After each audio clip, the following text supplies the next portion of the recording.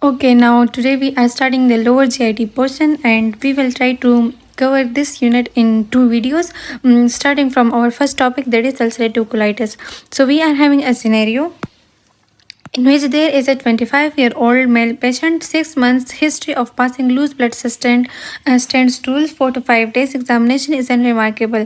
The diagnosis of ulcerative colitis is made after biopsy. And what are the treatment complications and indications? Another scenario we are having is that there is loose motions from 6 to 7 days containing fresh blood and mucus, crampy lower abdominal pain, and soft tender on palpation of abdomen. So, what is the assessment? How we will do the assessment of the severity of disease? What is the indications for surgery, management, diagnosis, differential diagnosis, and complications? We will learn these things about these topics. Okay, first of all, we are having a definition, which is that the chronic relapsing and re-emitting ulcerative ulcero-inflammatory disease affecting rectum and colon, majority causes limited to mucosa and submucosa. What is ulcerative colitis? It is a chronic relapsing and re-emitting ulcero-inflammatory disease which affects the rectum and colon, and majority cases are limited to mucosa and submucosa. What are the causes? These are the autoimmune causes: 15 times increased risk in first degree relative, westernization of the diet, 20 to 40 years, smoking have protective role, nicotine is decrease in inflammatory substance, weakened mucosal barrier, and defective mucosal metabolism. What are the clinical features? These are bloody diarrhea, proctitis that of rectum, tenesmus, urgency, dehydration, electrolyte loss, and anemia. Now, the severity of ulcerative colitis. These are mild disease, moderate disease, severe disease, and fulminant disease. In moderate disease, in mild disease, and it is less than 4 stools per day, or with or without blood, no toxicity signs, and no raised in ESR. The moderate disease is greater than 4 stools per day and having anemia, abdominal pain, and low grade fever. In severe disease greater than 6 stools per day, blood is present and ESR is raised. In fulminant disease, it is greater than 10 stools per day and distension blood transfusion is required. Now, coming towards the complication, we are having acute and chronic complications. In acute, there is toxic dilatation, that is toxic megacolon, perforation, and severe hemorrhage. While in chronic complications, we are having cancer, extraintestinal manifestations, arthritis, sacroiliitis, ankylosing spondylitis, eye lesions, skin lesions, and liver. The investigation options for ulcerative colitis are blood complete examination, serum albumin, plain radiograph abdomen, barium enema, sigmoidoscopy, colonoscopy, stool examination for bacteriology. The differential diagnosis of ulcerative colitis is Crohn's disease, carcinoma, and dysentery. The cancer risk is 3.5% in case of the ulcerative colitis. Now we are having two treatment options. This is medical treatment and surgical treatment. In medical treatment, anti-inflammatory agents are given, which are 5-aminosalicylic acid derivatives include sulfasalazine, mesalazine, prostaglandin inhibitors. Then steroids are given, which are acute exacerbations, and immunosuppressive drugs, which are azathioprine and cyclosporine. In surgical, we will do the elective surgery, which is symptomatic disease non-response to medical treatment, complications of the medical management, concern about long-term immunosuppressants, risk of malignancy, and severe dysplasia. The emergency for surgical treatment is fulminant colitis, toxic megacolon, free perforation, life-threatening hemorrhage, restoration, proctolectomy, temporary ileostomy, and permanent ileostomy. Now, what are the causes of bleeding per rectum? These are hemorrhoids, fissures, proctitis, Crohn's disease, ulcerative colitis, rectal prolapse. Differential diagnoses are irritable bowel syndrome, inflammatory bowel disease, hemorrhoids, fissures, diverticulous diseases. Okay, what we have discussed in the ulcerative colitis, first we discussed the scenario that there is a patient having 6 months history of passing loose stools having stains of blood, and the examination is unremarkable. The diagnosis of ulcerative colitis was made after biopsy. So we have discussed the assessment of severity of disease, then the definition, the causes, the clinical features, and the severity, which is mild, moderate, severe, and fulminant.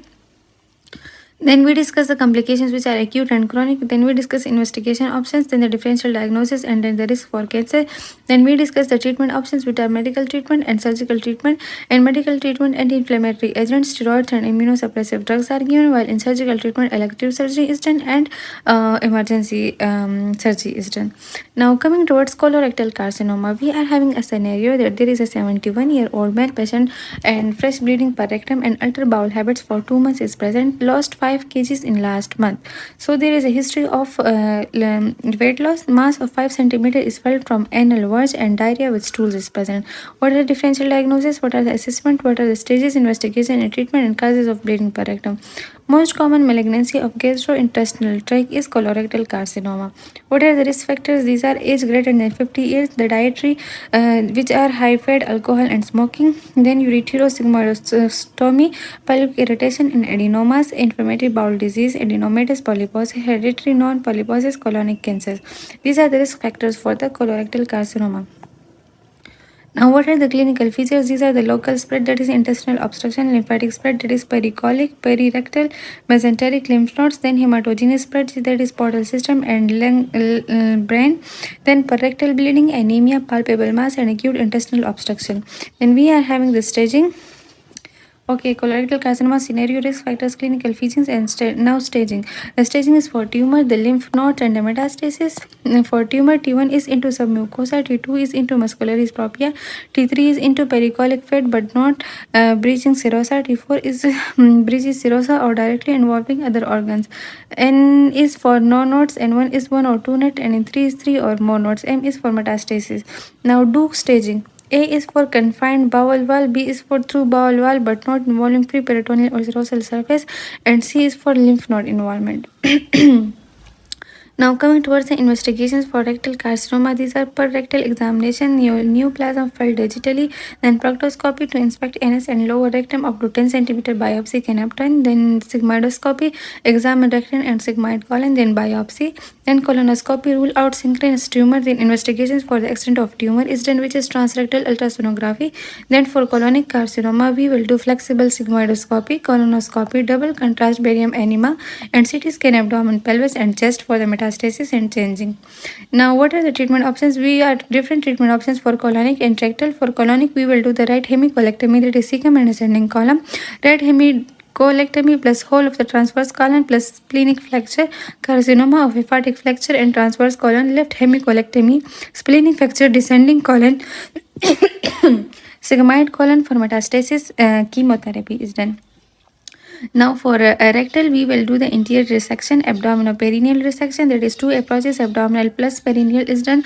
Hartmann's procedure is done for rectal, chemotherapy for stage 3 and folinic acid. Then new adjuvant therapy before surgery, radiotherapy reduce the risk of local recurrence, and advanced stage palliative treatment or colostomy is done.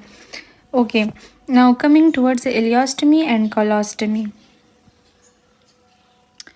Artificial opening in the bowel which diverts feces and flatus to exterior where they can be collected into a bag.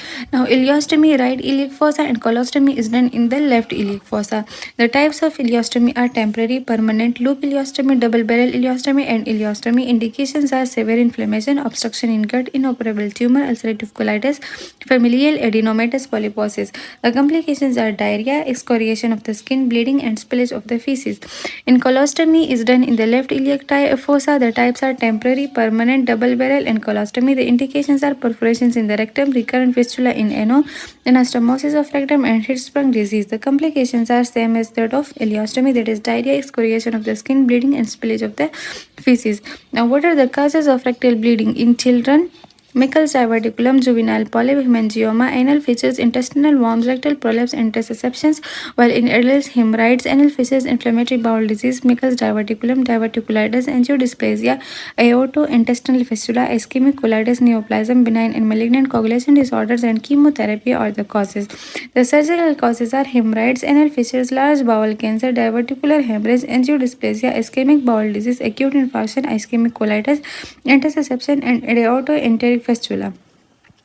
The common causes of lower massive GI bleed are diverticular disease, angiodysplasia, aortoenteric fistula. Okay, so we have discussed our first topic of the we have discussed the colorectal carcinoma, in which we discussed first the scenario in which there is a 71-year-old male patient and having a history of fresh bleeding per rectum and after bowel habit for 2 months and loss of 5 kgs.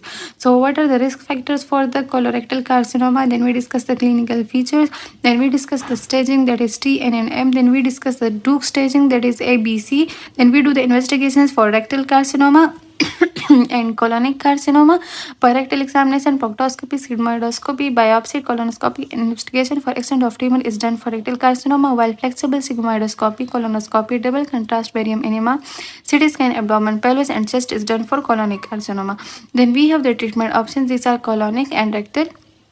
Then we discuss the ileostomy and colostomy, their types, the indications, and the complications. Then we discuss the causes of rectal bleeding in children and adults. Then we discuss the surgical causes, then the common causes of lower massive GI bleed. Now, coming towards the intestinal obstruction. We are having a scenario that there is a 70 years old 4 days history of lower abdominal colicky pain, vomiting for the last 2 days, last opened bowel 3 days ago, unable to pass flatus for past 24 hours. On examination, he is afebrile, pulse is 110 per minute, BP is normal, abdomen is distended and tympanic to percussion with lower abdominal tenderness. X-ray shows large bowel obstruction, constipation and hyperactive bowel sounds are present. So what are the causes, clinical features, investigations, treatment, management, indications for the resection of gut? So the definition of intestinal obstruction is restriction to the normal passage of the intestinal contents. We are having mechanical and functional. In mechanical, dynamic obstruction caused by mechanical obstruction of the bowel like adhesions, hernia, malignancy, etc. In functional, we are having adynamic obstruction and it designates clinical syndrome caused by impaired intestinal motility and characterized by signs and symptoms of the intestinal obstruction in absence of the mechanical obstruction. There are two varieties. The first one is paralytic ileus and the second one is pseudo obstruction. Now, coming towards the causes of obstruction, we are having the outside wall, the inside wall, and in the lumen. Outside wall causes are adhesions, hernia, interceptions, and volvulus. In the wall, we are having malignancy, TB structures, and chronic diseases. In the lumen, we are having gallbladder stones, roundworms, and meconium ileus. In large bowel, we are having carcinoma, benign structures, volvulus, hernia, congenital, that is hair sprung, and stenosis, and imperforate anus. These are the causes of obstruction. Now, coming towards the clinical features, these are abdominal pain, distension, abdominal distension, and constipation, vomiting, dehydration, hypokalemia, pyrexia, ischemia, perforation, and inflammation, and hypothermia, that is septic shocks. Now, coming towards the investigation, these are clinical investigation and digital rectal examination, CBC, LFT, serum electrolytes, urea, creatinine, amylase, and glucose level are checked, and abdominal radiographs. Now, the X-ray abdomen is done, the CT scan abdomen is done, clinical and okay, these are the investigations that are done for the case. The CT scan abdomen is more sensitive than X-ray, and level of obstruction, degree of obstruction, cause, volvulus, hernia, luminal and mural causes are known, degree of ischemia and free fluid and gas is known by CT scan abdomen. Now, coming towards the treatment options, these are nasogastric aspiration achieved by passage of nasogastric tube, fluids and electrolyte replacement to overcome the hypovolemia. Catheterization is done to measure urine output. Antibiotics are given, and the correction of any other metabolic abnormality is done. So what we have discussed the intestinal obstruction. It's a scenario that there is a 70-year-old patient which is having the history of abdominal colicky pain and vomiting for 2 days, and he has opened his bowel last time 3 days ago. He is unable to pass flatus for past 24 hours, and on examination he is febrile, pulse is 100, BP is normal, abdomen is distending and tympanic to percussion. So we have discussed the definition of the intestinal obstruction, then the two types of intestinal obstruction which are mechanical and functional, then the causes of obstruction which are due to the outside wall, in the lumen, and due to the large bowel. Then we discuss the clinical features, then the investigation options that are clinical, digital rectal examination, CBCs, LFTs, and serum electrolytes, urea, creatinine, amylase, and glucose levels are checked, abdominal radiographs are checked. Then we do the X-ray abdomen, dilated bowel loop in case of intestinal obstruction, then CT scan abdomen which is more sensitive than X-ray, level of obstruction, degree of obstruction, and causes, volvulus, hernia, and the free fluid and gas. Then we discuss the treatment options which are nasogastric aspiration, fluids and electrolyte replacement, and catheterization, then the antibiotics, and the correction of any other metabolic abnormality. Now, okay, so these are the treatment, the surgical treatment options for the intestinal obstruction, and its indications are obstructed or strangulated internal hernia, then the internal intestinal strangulation, then the acute obstruction. The indications for the resection of gut are gangrenous gut must be resected when viability of gut is doubtful, then it is wrapped in hot saline soaked packet for 10 minutes, and 100% O2 is given, and gut is reassessed for change in color, peristalsis, and bleeding. So these are the surgical treatment options for the case of intestinal obstruction. Now, coming towards the sigmoid volvulus. The scenario is that there is a 60-year-old male, abdominal pain, distension is present, constipation and vomiting is present, X-ray abdomen shows distended large gut, and what are the causes and what are the treatment?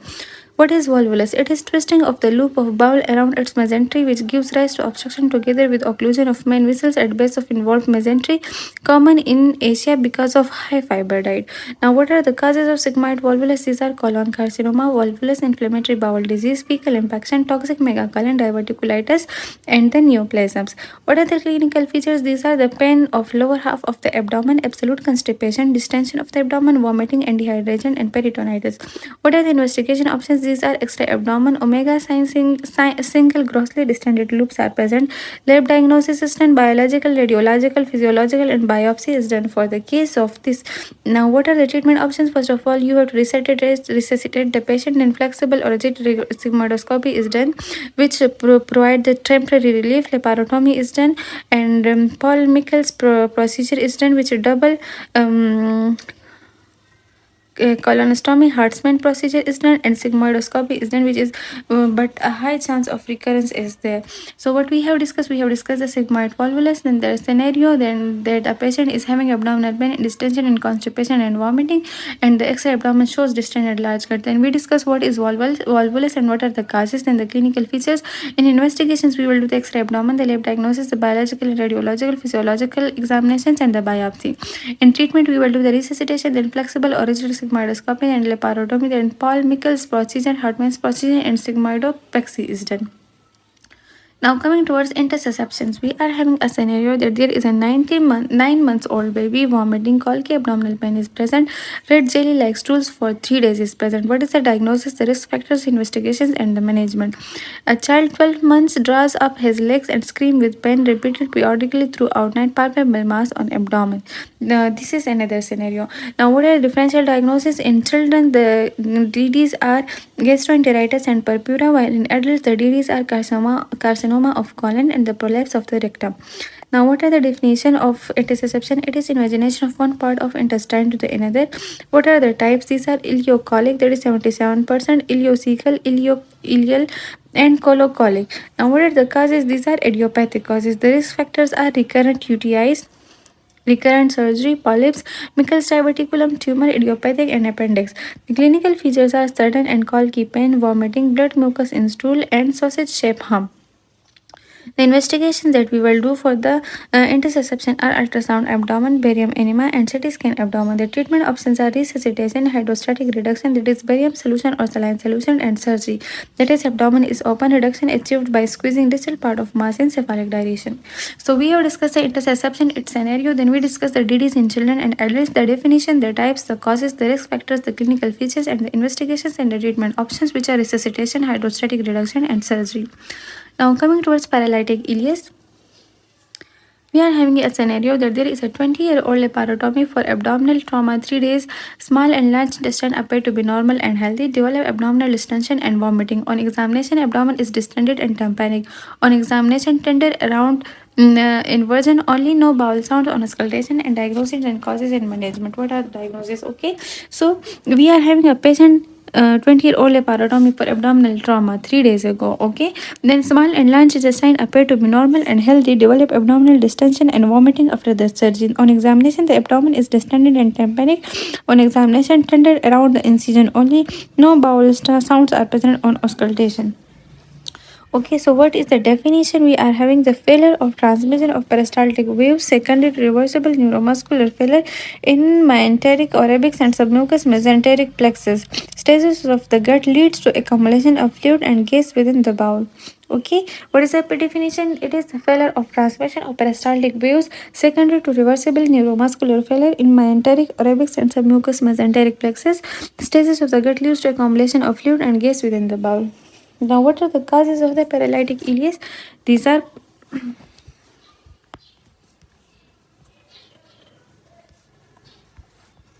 okay. What are the causes of paralytic ileus? These are post-operative causes. investigated after 72 hours, then the infection, that is sepsis, peritonitis, and pneumonia, then the electrolyte abnormalities, hypokalemia, hypomagnesemia, hypermagnesemia, and hyponatremia, the reflex ileus, that is following fracture of spine, ribs, retroperitoneal hemorrhage, and metabolic, these are uremia and hypothyroidism, and the drugs, these are opiate, anticholinergics, calcium channel blockers. What investigations we will do for this? We will do the X-ray abdomen, which shows dilated gut loops, the electrolytes are done, and the ultrasound may show fluid collection in peritoneal cavity. What are the treatment options? Anti-aspiration to decompress intestine. Treatment of primary cause is done. Correction of electrolyte abnormalities in intravenous fluid system. Then mobilize the patient out of bed and give NSAIDs and eliminate opioids. So we have discussed a paralytic ileus, that a patient present after laparotomy and having small enlarged intestine appear to be normal and healthy. That we discussed that there is a patient who has gone through laparotomy and then he developed abdominal distension. So this is paralytic ileus. Then we discussed the definition of the paralytic ileus. Then what are the different causes which are post-operative infection, electrolyte abnormalities, reflex ileus, and metabolic and drugs. Then we discuss the investigation which are extra-abdominal electrolytes and ultrasound. Then we discuss the treatment options. Now coming towards acute appendicitis. We are having a scenario that there is a 25-year-old history of abdominal pain for 5 days is present. Pain initially periumbilical, migrated to the right lower quadrant. Finally, it became diffuse for last 3 days. Had nausea, vomiting, fever, and on examination, his tachycardia, heat is 120 per minute, temperature 102 Fahrenheit, and abdomen not distended. Tenderness when palpation is present, mainly in right lower quadrant with rebound tenderness and voluntary guarding. What are the diagnosis and the differential diagnosis? So we are having a definition that the inflammation of the vermiform appendix, very common disease, appendectomy most frequently performed, and abdominal operation. What are the causes? These are bacterial perforation, obstruction with fecolates, lymphoid hyperplasia, calculi, and parasites. What are the clinical features? These are the typical and atypical features. In typical features, we are having periumbilical pain, colicky or dull pain, shift of the pain to the right, iliac fossa, anorexia, nausea, vomiting, exacerbate pain on coughing and laughing. The atypical features are pain beginning and staying in the right iliac fossa, the diarrhea, frequency of urine if appendix lies in contact with urinary bladder. On examination, slight pyrexia is present, increased pulse is present, and furred tongue is present. Then we are having the pointed sign, the Rowe signs, the soy signs, the obturator signs, the hernial orifice, and the rectal examination. All we will do this. And the special features are retrocecal and pelvic and post ileal. The differential diagnoses are for in children, in adults, and in elders. In children, we are having the gastroenteritis, mesenteric lymphadenitis, Michel's diverticulum, intussusceptions, henoch purpurae, and lobar pneumonia. In adults, we are having acute pancreatitis, acute pyelonephritis, perforated peptic ulcers, testicular Trojan rectus, sheet hematoma, pelvic inflammatory disease, and Michel's ectopic pregnancy, Trojan or hemorrhage of the ovarian cyst. In elders, we are having sigmoid diverticulitis, intestinal obstruction, carcinoma of the cecum, Trojan appendix epiplosy, mesenteric infarction, leaking aortic aneurysm, and Soy's abscess. These are the differential diagnoses of acute appendicitis in children, adults, and elders. Now the investigations, we are having clinical investigations which are complete blood count, polymorph nuclear cytosis, then urine analysis, exclude UTI, then pregnancy in females, radiographs, that is X-ray abdomen, ultrasound of the abdomen and pelvis, contrast and hair CT scan of the abdomen, and diagnostic laparoscopy. Then Alvarado scoring system is done, which is the combination of symptoms, signs, and laboratory tests. The mnemonic is MANTRALS. Symptoms, signs, and laboratory investigations. For symptoms, these are migratory, right iliac fossa pain, anorexia, and nausea and vomiting. The signs are tenderness and rebound tenderness and elevated temperature. The laboratory, we are having leukocytosis and shift to left. Then score less than 5, there is no appendicitis. If it is 5 to 6, then CT scan for further classification is done, and if the score is 7, then it is acute appendicitis. Now, what are the complications? These are appendicular mass, appendicular abscess, generalized peritonitis, intraperitoneal abscess formation, fecal fistula, recurrent intestinal obstruction due to adhesion formations, portal pyemia, sterility in women of childbearing age, overwhelming sepsis and death. And the treatment options are surgery, that is appendectomy, which is explained in the next part. Okay, so what we have discussed? We have discussed the acute appendicitis, then the scenario that there is a patient of 25 years old and having history of abdominal pain for 5 days. Pain is initially periumbilical and then it migrated to the right lower quadrant and finally it became diffuse for last 3 days. He is having nausea, vomiting and fever, and on examination he has tachycardia. Heat is 110 per minute, temperature is 102 degree Fahrenheit. Abdomen is not distended, not tenderness on palpation mainly in right lower quadrant with rebound tenderness and voluntary guarding. So, what is the definition? What are the causes? What are the clinical features? The typical clinical features and the atypical. Then on examination. And what are the special features? Then what are the differential diagnoses? These are children, adults, and adults. And then what are the differential diagnoses in children, in the adults, and the elders? Then we discuss the investigation options, which are clinical, and then the complete blood count, urine analysis, pregnancy test, radiographs, ultrasound of the abdomen and pelvis, and contrast enhanced CT scan of the abdomen and diagnostic laparoscopy. Then we discuss the Alvarado scoring system, which is remembered from the Mantrel's mnemonic. Then we discuss the symptoms, the signs, and the laboratory investigations. Then we did the scoring, and if it is 5, then appendicitis. No appendicitis is 5 to 6, then further investigations are required. And if it is the score is 7, then it is confirmed acute appendicitis. Then we discuss the complications and then the surgery options for the disease. Now coming towards the appendectomy, it is the different incisions. What are the different incisions used for appendectomy? What are the steps of operation and what are the complications? This is one of the major and important surgeries, so we will discuss this. Appendectomy has different types. These are conventional or open appendectomy and laparoscopic appendectomy. Conventional appendectomy, first of all, incision is given, which is known as Gridiron incision or transverse skin crease incision, or Fort Morrison's incision or lower midline incisions. These are different type of incisions. Then the removal of appendix is done. Incise external oblique inline of fibers and split internal oblique and transverse abdominal inline of their fibers to expose peritoneum. Then incise peritoneum, ensuring no bowel in peritoneal folds. Identify cecum by presence of Tinea coli. Then appendix is felt at base of cecum. Appendix delivered into wound and encircled using Babcock's forceps. The mesoappendix is divided and ligated using artery forceps. Appendix is clamped and tied at the base and then excised. The appendical stump is inverted using pure string suture. Okay, and now we are having the laparoscopic and appendectomy. The procedure is pneumoperitoneum through open or closed incision.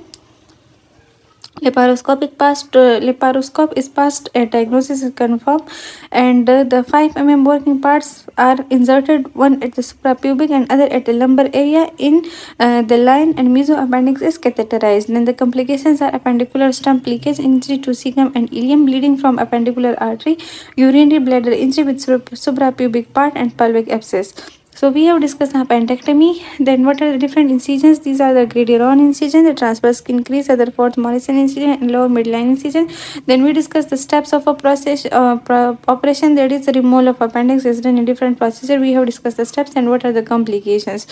Okay, now coming towards the appendicular mass. Appendicular phlegm. Okay, so the scenario is that there is a 40-year-old male which is having history of pain in right iliac fossa with nausea and decreased appetite. On examination, mass in right iliac fossa is present. What is the investigation? The differential diagnosis and the management. In the definition, we are having that it is in acute appendicitis, greater omentum and loops of small bowel become adherent to inflamed appendix, walling off the spread of peritoneal contamination, resulting in phlegmonous mass in right iliac fossa called appendicular mass. The clinical features are symptoms and signs. The symptoms are pain in right iliac fossa associated with anorexia and nausea for 3 days or more. The signs are tender mass in right iliac fossa with some rigidity of the abdominal musculature. The differential diagnoses are carcinoma of cecum, ileocecal tuberculosis, Crohn's disease, actinomycosis, twisted ovarian cyst, ovarian carcinoma, and iliac lymphadenitis. Management in this cause inflammatory process is localized, surgery is difficult, so conservative treatment is done. In standard treatment, Ochsner-Sharon regimen is given, that is record patient general condition, then nil per oral. The patient record pulse for early, record temperature for early, and maintain fluid balance chart by giving intravenous fluids. Give appropriate antibiotic therapy, that is triple regimen. Measure size of the mass and contrast enhanced CT scan is done if abscess drained. Now what is the prognosis? The prognosis is good in 24 to 48 8 hours it resolves. Decreasing symptoms marked to stop the conservative treatment. Okay, so what we have discussed? We have discussed the appendicular mass, its scenario, then the definition, then the clinical features which include the symptoms and signs, then the differential diagnosis and the management options, and what is the standard treatment for appendicular mass, and then the prognosis.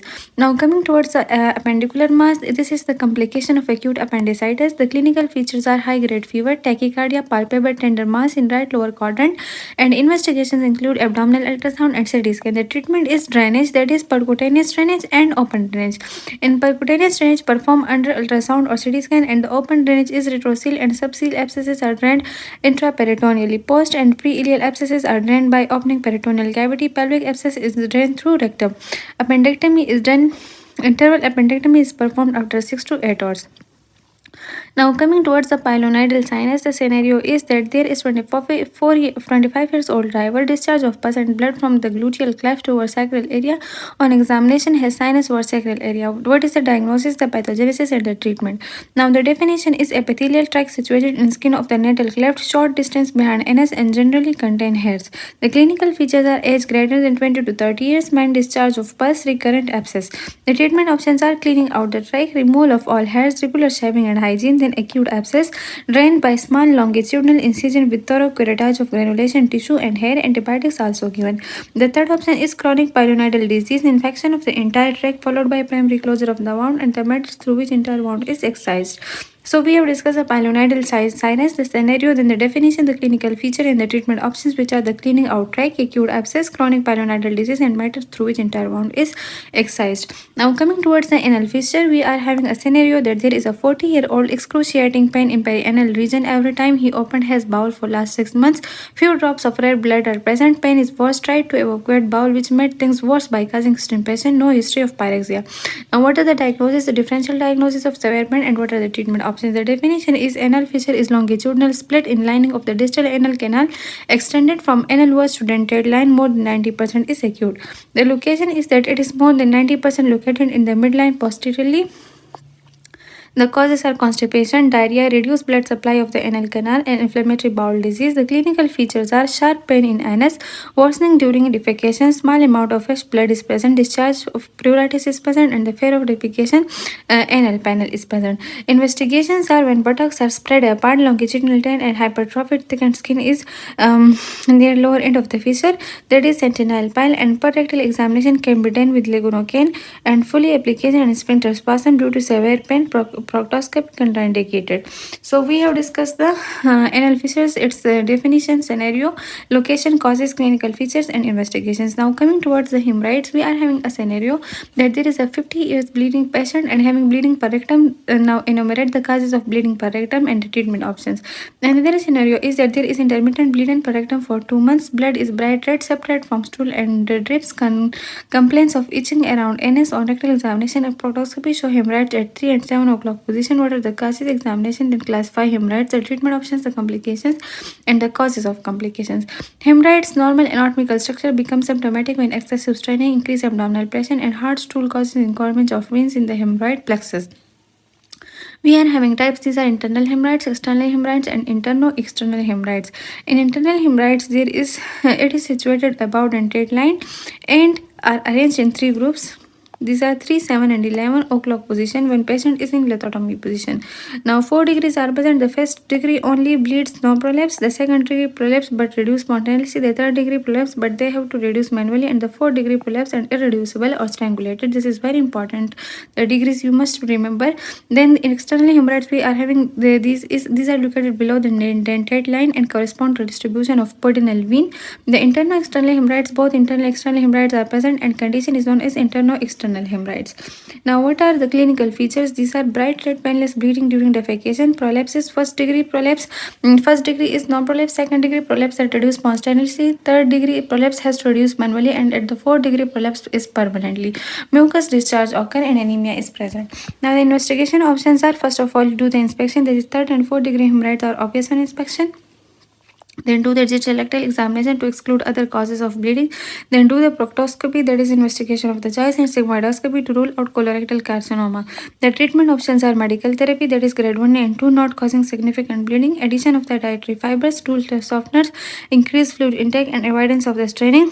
Then do the induction sclerotherapy, that is 5% phenol in almond oil, induce local inflammatory reaction and shrunken the hemorrhoids in submucosa about dentate line. Then the rubber band ligation, first and second degree hemorrhoids, rubber band placed around redundant mucosa, decrease blood supply, leaving small ulcers, and success rate is 60 to 80%. Then do the photocoagulation for men for non-prolapsing symptomatic hemorrhoids and operative hemorrhoidectomy for third and fourth degree.